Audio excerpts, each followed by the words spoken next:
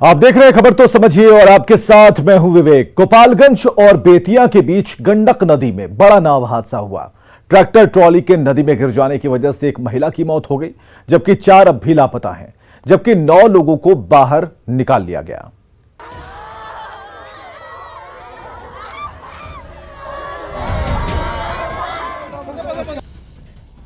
मातम की ये तस्वीरें गोपालगंज के बरई पट्टी की है।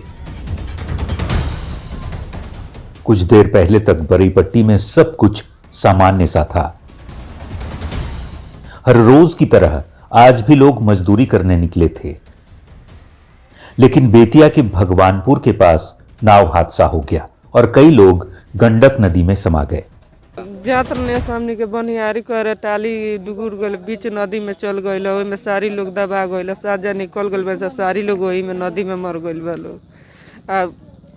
किसी का लाश भी मिला है? हाँ, एक जना का मिलल बा और जनी सारी जनी ओइ में दबा गइल बा लोग टाली के नीचे, नहीं के मिलत लाश। कैसे आप कैसे बाहर निकली? हमनी के बीच नदी में पवड़ के जात रहनी सन त लोग ही का अलल हो गए हमरा।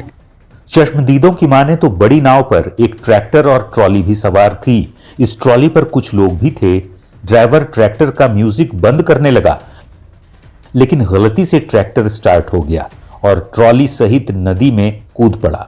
साथ में वो लोग भी नदी में जा गिरे जो ट्रैक्टर पर सवार थे। आसपास मौजूद लोगों ने कई लोगों को नदी से बाहर निकाल लिया, लेकिन कई अब भी लापता हैं।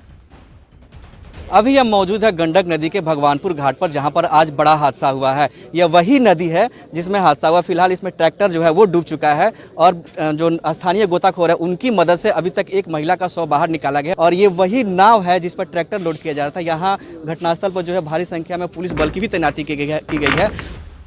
घटनास्थल पर बेतिया और गोपालगंज प्रशासन की टीमें पहुंच चुकी हैं और स्थानीय गोताखोरों के जरिए लापता लोगों की तलाश की जा रही है। स्थानीय गोताखोरों की मदद से एक महिला का शव भी निकाल लिया गया है। कि 14 लोगों में 4 लोग जो है उनके बारे में है कि वो मिसिंग हैं और 2 लोग जो है उनको तत्काल हॉस्पिटल पहुंचाया गया था। चूँकि गोपालगंज यहाँ से पास है तो वहाँ पहुंचाया गया था। उसमें से एक व्यक्ति के मृत्यु की सूचना है, जिसको हम लोग डिस्ट्रिक्ट एडमिनिस्ट्रेशन से कंफर्म भी कर रहे हैं। नाव हादसे के बाद बेतिया और गोपालगंज दोनों जिलों के उन गांवों में मातमी सन्नाटा पसरा है जहां के किसान और मजदूर अब भी लापता हैं। न्यूज़ 18 के लिए बेतिया और गोपालगंज बॉर्डर से संवाददाता गोविंद की रिपोर्ट। चलिए इस खबर को समझते हैं। बिहार में नाव हादसे की ये कोई पहली घटना नहीं है और हर साल नाव दुर्घटना में कई लोगों की जान जाती रही है और इस बार भी गई। इसकी सबसे बड़ी वजह है लापरवाही। 31 जुलाई 2020 को गोपालगंज में नाव हादसा हुआ, जिसमें 6 बच्चों समेत 9 लोगों की मौत हो गई। 25 अगस्त 2020 को सुल्तानगंज के नाव हादसे में कई लोग घायल हो गए। नाव में 50 से अधिक लोग सवार थे। 4 अगस्त की घटना को अगर हम देखें, ये 25 अगस्त 2020 को सुल्तानगंज में जो हादसा हुआ उसके बारे में हम आपको जानकारी दे रहे हैं।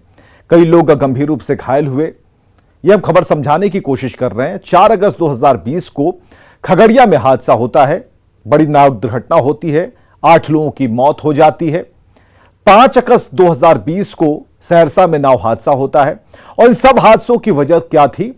तो ये थी ओवरलोडिंग, यानी कि क्षमता से अधिक उस पर यात्रियों का सवार होना। तो सरकार ने कई बार चिताया, लेकिन लापरवाही नहीं थमी। इसमें अधिकारियों की भी लापरवाही सामने आई कि आपने मॉनिटर नहीं किया, देखा नहीं। प्रशासन समय रहते ओवरलोडिंग को क्यों नहीं रोकता? रोक सकता है लेकिन नहीं रोकता। आज बेतिया में हुए नाव हादसे की वजह भी लापरवाही रही और नाव पर ट्रॉली के साथ ट्रैक्टर लदा हुआ था। ट्रॉली पर मजदूर बैठे थे। ड्राइवर ने गलती से ट्रैक्टर को स्टार्ट कर दिया और हो गया हादसा।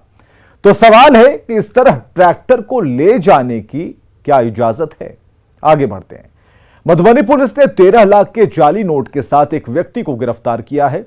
पुलिस को खबर मिली थी कि झंझारपुर के भैरव स्थान इलाके में जाली नोट का कारोबार चल रहा है। यह इलाका नेपाल की सीमा से सटा है और यहां जाली नोट छापा जा रहा था, जिसकी सप्लाई कई जगहों पर की जानी है। इसके बाद पुलिस ने छापेमारी कर एक व्यक्ति को गिरफ्तार किया, जिसके पास से जाली नोट, कंप्यूटर, प्रिंटर और कई तरह की स्याही बरामद की गई। पुलिस इस बात का पता लगाने में जुटी है और इस गिरोह से और कौन कौन से लोग जुड़े हुए हैं। नहीं, वो व्यक्ति एक कामत नाम का व्यक्ति है जिसे पकड़ा भी गया, जिसके पास में लगभग 13 लाख रुपए बरामद भी हुए हैं। प्रिंटर मशीन, 2 प्रिंटर मशीन और साथ ही साथ कलर वलर भी उसके साथ बरामद हुए हैं। इसमें मुख्यतः ये देखना है कि हम लोगों का जो बहुत लंबा बॉर्डर यहाँ पर पड़ता है नेपाल से, और इस तरह के ऑपरेशन पूर्व में भी हम लोग के द्वारा छोटे मोटे पकड़े गए हैं, लेकिन एक बड़ी खेप है और इसको हम लोगों को अंतिम जड़ तक जाना होगा। चलिए इस खबर को समझते हैं। नकली नोट का धंधा सिर्फ बिहार ही नहीं बल्कि पूरे देश के लिए एक सिरदर्द है। बांग्लादेश और नेपाल, यहां से नोटों की तस्करी होती है, नकली नोटों की तस्करी।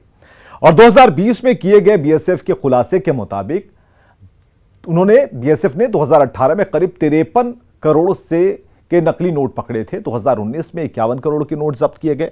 तो नकली नोटों पर आरबीआई ने भी रिपोर्ट जारी की थी, जिसमें यह बात निकल कर आई कि नोटबंदी के बाद देश में नकली नोटों की पकड़ में लगातार कमी आ रही है। 2018-19 में जहां देश में 3,17,384 नोट पकड़े गए थे, वहीं 2019-20 में यह संख्या घटकर 2,96,695 हो गई। 2020 और 21 में यह संख्या घटकर 2,08,625 पहुंच गई। अब चूंकि बॉर्डर पर काफी ज्यादा चौकसी है, तो तस्करों ने बिहार में भी नोट छापने का धंधा शुरू कर दिया। प्रिंटर की मदद से ये लोग नकली नोट छापते हैं और इसकी सूचना पुलिस को मिलती है और छापेमारी में तस्कर नकली नोट के साथ पकड़े जाते हैं, जिसकी सूची लगातार सामने आती रहती है। आगे बढ़ते खबरों में, यूपी विधानसभा चुनाव और मुजफ्फरपुर की बोचां सीट के उपचुनाव को लेकर बीजेपी और वीआईपी में खटपट शुरू हो गई। यहां तक कि वीआईपी प्रमुख मुकेश सहनी प्रेशर पॉलिटिक्स पर उतर आए। राजनीति में कब किसको कौन अच्छा लगने लगे कहा नहीं जा सकता। अब वीआईपी के अध्यक्ष मुकेश सहनी को ही देख लीजिए। यूपी चुनाव में अनदेखी और बोचहां सीट को लेकर बीजेपी के साथ शुरू हुई खटपट के बीच मुकेश सहनी ने खुलेआम प्रेशर पॉलिटिक्स शुरू कर दी है। है तो उसको नहीं कैसे मानेंगे? कल भी हमारे छोटे भाई थे, आज भी हैं और कल भी रहेंगे। ये कुछ लोग अगर समझ रहे हैं ना, वो गलतफहमी कुछ लोग पाल के बैठे ना, वो गलतफहमी ना पाले। लालू जी को हम मानने वाले लोग हैं। जब तक हमारा उनका विचारधारा नहीं एक जगह होगा तब तक हम दोनों भाई अलग रहेंगे, और जिस रोज हम दोनों का विचारधारा एक होगा तब तक हम दोनों भाई एक साथ राजनीति करेंगे। अब जरा मुकेश सहनी का 3 अक्टूबर 2020 का वो बयान भी सुन लीजिए, जब उन्होंने 2020 विधानसभा चुनाव से ऐन पहले आरजेडी पर पीठ में छुरा भोंकने का आरोप लगाया था और महागठबंधन से अलग होकर एनडीए में शामिल हो गए थे। मैं सनत मल्ला अति पिछड़ा का बेटा, अभी जो हमारे साथ जो हो रहा है, कहीं ना कहीं पीठ में खंजर भोगने का काम किया जा रहा है। मुकेश सहनी के लालू प्रेम पर बीजेपी सांसद अजय निषाद ने पलटवार किया है। निषाद ने कहा, मुकेश सहनी की नीति और नीयत समय के साथ बदलती रहती है। उन्होंने दावा किया कि अगर मुकेश सहनी साथ छोड़कर चले भी जाएं, तो भी सरकार की सेहत पर कोई असर नहीं पड़ेगा। मुकेश सहनी का लालू यादव के प्रति प्रेम तेजस्वी यादव को छोटा भाई बताना कैसे देखते हैं? देखिए, कोई फर्क नहीं पड़ता। ये छोटी छोटी पार्टियां जो हैं, हर समय इनका नीति और नियत बदलते रहता है, तो भारतीय जनता पार्टी के सेहत पे कोई फर्क नहीं पड़ेगा। अगर ये सरकार छोड़ के भी अगर यूपी में चले जाते हैं, तब भी नीतीश जी के कार्यकाल जो है वो 5 साल पूरा करेगा। जेडीयू सांसद सुनील कुमार पिंटू ने भी मुकेश सहनी को एनडीए में ही रहने की नसीहत दी है। देखिए, माननीय मुकेश सहनी जी को पिछले बार भी उनको प्रेम मिला था, फिर वहां से उनके पीठ में खंजर भोंका गया था। इन्होंने ही कहा था, मान सम्मान इज्जत अगर मुकेश सहनी जी को मिला है तो एनडीए में ही मिला है। इसलिए मेरी सलाह होगी कि एनडीए में रहे और मान सम्मान पाए, वहां जाकर पीठ में खंजर न भुकवाएं। इस तरह मुकेश सहनी का बार बार बदलता बयान उन्हें बिहार की राजनीति में किस ओर ले जाता है, ये देखने वाली बात होगी। न्यूज़ 18 के लिए पटना से संजय कुमार और दिल्ली से अमितेश के साथ ब्यूरो रिपोर्ट। तो खबर तो समझिए कि मुकेश सहनी मल्लाह समाज से आते हैं और राजनीति में मुकेश सहनी आने से पहले बॉलीवुड में काम करते थे। 2013 में बिहार के लोगों ने मुकेश सहनी को जाना। मुकेश सहनी ने खुद को सन ऑफ मल्लाह के नाम से प्रचारित भी करवाया। बिहार के हर अखबार में इनका विज्ञापन छपा था। काफी पैसे इन्होंने खर्च किए खुद को सामने लाने के लिए। 2014 में मुकेश सहनी ने बीजेपी के लिए प्रचार किया। 2015 में विधानसभा चुनाव में भी बीजेपी का इन्होंने प्रचार किया और 2018 में मुकेश सहनी ने अपनी पार्टी बना ली वीआईपी। 2019 में महागठबंधन में शामिल हो गए, लेकिन खगड़िया से चुनाव लड़े और हार गए। अब बात आई 2020 विधानसभा चुनाव की, तो ऐन पहले आरजेडी पर पीठ में छुरा भोंकने का आरोप लगाया और पाला बदलकर फिर से एनडीए में आ गए। अब एक बार फिर इनका लालू परिवार के प्रति प्रेम जाग गया है। तेजस्वी को ये छोटा भाई बता रहे हैं और लालू के आदर्शों पर राजनीति करने की बात कह रहे हैं।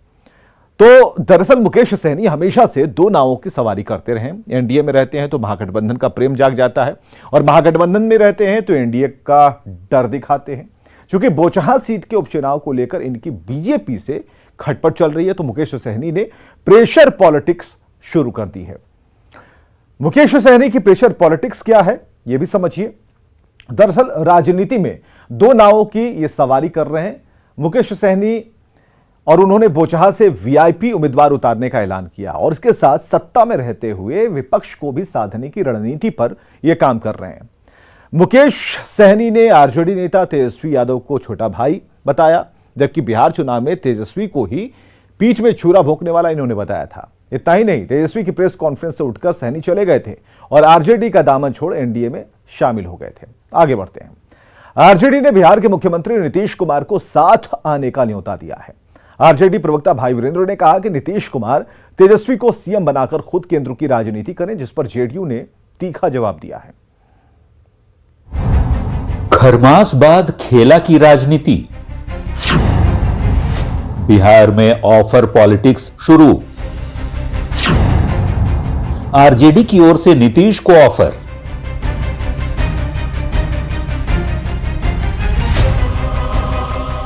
खरमास खत्म और राजनीति खेला शुरू। बीजेपी जेडीयू के दो नेताओं में सोशल साइट पर बहस क्या छिड़ी, आरजेडी अवसर तलाशने लगा। आरजेडी के मुख्य प्रवक्ता भाई वीरेंद्र ने नीतीश कुमार को आरजेडी के साथ आने का खुला ऑफर दे डाला। भाई वीरेंद्र ने कहा है कि जेडीयू को अब आरजेडी के साथ आना चाहिए।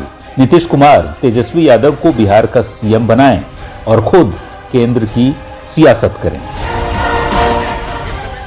है और राजनीति में बदलाव होते रहते हैं और मन मिजाज बदलते रहता है। राजनीति में ना कोई परमानेंट दोस्त होता है, न परमानेंट कोई दुश्मन होता है, और ये हम लोग कई बार रह चुके हैं। इसलिए आने वाले दिनों में कुछ भी संभावना से इनकार नहीं किया जा सकता है। हमारे नेता तेजस्वी प्रसाद यादव मुख्यमंत्री बनेंगे। इनका समर्थन अगर देना चाहते हैं तो आवे और दें और तेजस्वी यादव को मुख्यमंत्री बनावे। वो केंद्र में जाएंगे, वो एमपी उनको बनाया जाएगा, राज्यसभा में जाएंगे, राजनीति ऊपर। आरजेडी के ऑफर पर जेडीयू ने बेहद तीखा जवाब दिया है। जेडीयू प्रवक्ता संजय सिंह ने कहा कि दिन में सपने देखना बंद कर दे आरजेडी। नीतीश कुमार जी कोई आवेदन देने गए हैं क्या आरजेडी में? आवेदन तो देने का काम नहीं किए हैं। देखिए, कुछ लोग रात में सपना देखते, आरजेडी के नेता दिन में ही सपना देख ले, ख्याली पुलाव पका रहे कि सत्ता में आ जाएं। इनको सत्ता का जो चस्का लगा हुआ है ना, उनको हर समय अंदर से कचोटता है मन की सत्ता में रहे, मलाई खाने का मन करता है। हम लोग मलाई खाने का काम नहीं करते, हमारा नेता काम करते हैं। वो लोग जुबान चलाते हैं, हमारा नेता काम कर, इसलिए ख्याली पुलाव छोड़ दे। आरजेडी नेताओं ने पहले ही कहा था कि खरमास बाद खेला होगा। भाई वीरेंद्र ने ऑफर देकर खेला की शुरुआत तो कर दी, लेकिन जो ऑफर दिया है वो कहीं आरजेडी का ही खेला खराब न कर दे। न्यूज़ 18 के लिए पटना से आनंद अमृतराज की रिपोर्ट। चलिए इस खबर को समझते हैं। 2020 विधानसभा चुनाव में आरजेडी सबसे बड़ी पार्टी बनी और आरजेडी को मिले 75 सीटें, लेकिन सरकार बन न सकी। तेजस्वी यादव का सीएम बनने का सपना टूट गया। आरजेडी नेता तभी से सरकार बनाने का सपना पाले हुए हैं। तेजस्वी यादव को मुख्यमंत्री बनाने की बात कहते रहे हैं और 2021 में भी खरमास के बाद खेला करने का दावा था। वहीं इस 6 जनवरी को आरजेडी के प्रदेश अध्यक्ष जगदानंद सिंह ने ऐसा बयान दिया था। जगदानंद सिंह ने कहा था कि नीतीश कुमार को परेशान होने की जरूरत नहीं। जातीय जनगणना और विशेष राज्य के दर्जे के मुद्दे पर आरजेडी नीतीश के साथ है। तब भी जेडीयू ने जगदानंद सिंह को दो टूक जवाब दिया था। अब आरजेडी प्रवक्ता भाई वीरेंद्र ने ऑफर दिया है और एक बार फिर भाई वीरेंद्र को जवाब दिया है। जेडीयू की तरफ से जवाब मिला है। दरअसल इन जेडीयू नेता की तरफ से जो जवाब दिया गया, तो आरजेडी के ऑफर के पीछे की राजनीति को अगर आप समझने की कोशिश करें तो उनको पता है कि आरजेडी ऐसे ऑफर के जरिए बीजेपी और जेडीयू में झगड़ा कराना चाहता है ताकि उसके लिए सरकार में आने का जो रास्ता है वो साफ हो जाए। आगे बढ़ेंगे। अब बात आज की सबसे बड़ी सियासी हलचल की, देश के सबसे बड़े सूबे की लड़ाई फिर परिवार पर आ गई है। हम बात कर रहे हैं यूपी की, जहां की सियासी लड़ाई में वार पलटवार का दौर चल रहा है। समाजवादी पार्टी और बीजेपी के मंत्री और विधायक तोड़े तो बीजेपी ने मुलायम कुनबे को ही तोड़ दिया। और ऐसे में सवाल है कि क्या बागी बहू बिगाड़ देगी खेल। यूपी की लड़ाई फिर परिवार पर आई कि उत्तर प्रदेश के पूर्व मुख्यमंत्री और समाजवादी पार्टी के वर्तमान अध्यक्ष श्री अखिलेश यादव जी अपने परिवार में ही सफल नहीं है। स्वामी पर वार, बहू के जरिए पलटवार। नेता मुलायम सिंह जी की बहू अपर्णा यादव आज भारतीय जनता पार्टी में शामिल हो रही हैं। मैं हृदय से स्वागत करता हूं। अपर्णा तोड़ेगी अखिलेश का सपना। अपर्णा जी भारतीय जनता पार्टी के साथ मिलकर के इस बृहद परिवार का हिस्सा बन करके भारतीय जनता पार्टी को मजबूती प्रदान करने और अपने सामाजिक सेवाओं को इस मंच के माध्यम से आगे बढ़ाने का कार्य करेंगे। बागी बहू बिगाड़ेगी बात। नेताजी ने बहुत कोशिश की समझाने की, नेताजी ने बहुत कोशिश की समझाने की।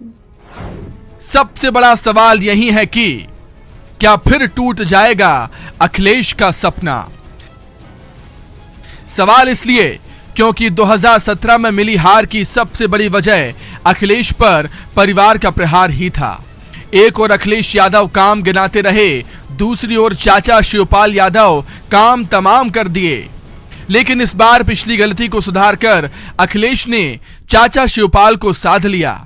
स्वामी प्रसाद मौर्य के साथ बीजेपी के 3 मंत्री तोड़ लिए। इतना ही नहीं, कई मौजूदा विधायकों को अपने खेमे में ले भी आए, लेकिन छोटी बहू को नहीं संभाल पाए। मैं हमेशा से प्रभावित रहती थी आदरणीय प्रधानमंत्री जी से, और मेरे चिंतन में हमेशा राष्ट्र सबसे पहले है। मुझे लगता है कि राष्ट्र का धर्म मेरे लिए सबसे ज़्यादा ज़रूरी है, और मैं बस यही बोलना चाहती हूँ कि अब मैं राष्ट्र की आराधना करने निकली हूँ। फिर बिखर गया मुलायम का कुनबा। बीजेपी सरकार के मंत्रियों और विधायकों को तोड़कर अखिलेश ने जो संदेश देने की कोशिश की थी, ये उसका बदला है। यादव परिवार को तोड़कर बीजेपी ने अब उससे बड़ा संदेश दिया है। अपर्णा ने लांघी समाजवादी चौखट, बीजेपी की दहलीज पर खिलाएंगी कमल। वोट पर इसका असर चाहे जितना हो, लेकिन सोच पर इसका असर तो पड़ेगा ही। बीजेपी ने तो इसका प्रचार भी शुरू कर दिया है। मुलायम जी की बहू और स्वामी प्रसाद मौर्य जी की बेटी दोनों ही भारतीय जनता पार्टी में अपने आप को सुरक्षित महसूस करती हैं, क्योंकि उत्तर प्रदेश की 25 करोड़ की आबादी में मेरी माताएं बहनें, उत्तर प्रदेश की बहू बेटियां भी अपने आप को सुरक्षित महसूस करती हैं। तो वहीं अपर्णा के दहलीज लांघने पर सुनिए क्या कह रहे हैं अखिलेश यादव। पहले तो मैं बधाई दूंगा और शुभकामनाएं, और साथ ही साथ हमें खुशी इस बात की है कि समाजवादी विचारधारा का विस्तार हो रहा है। समाजवादी विचारधारा का विस्तार जो हो रहा है, मुझे उम्मीद है कि हमारी विचारधारा वहां भी पहुंच करके और संविधान और लोकतंत्र को बचाने का काम होगा। अखिलेश समाजवादी विचारधारा के प्रचार की बात कर रहे हैं। पारिवारिक असफलता का आरोप लगाकर बीजेपी उन पर प्रहार कर रही है। अपर्णा लखनऊ कैंट से एक टिकट चाहती थी। समाजवादी पार्टी में डिंपल यादव के बराबर अपना कद चाहती थी, लेकिन ना कद बढ़ा ना टिकट मिला। इसलिए उनके पग बागी होकर अब बीजेपी के रास्ते पर निकल पड़े हैं। ये कितना असर करेगा देखना दिलचस्प होगा। Bureau report, news 18 network. और खबरें लगातार जारी हैं, आप बने रहें हमारे साथ।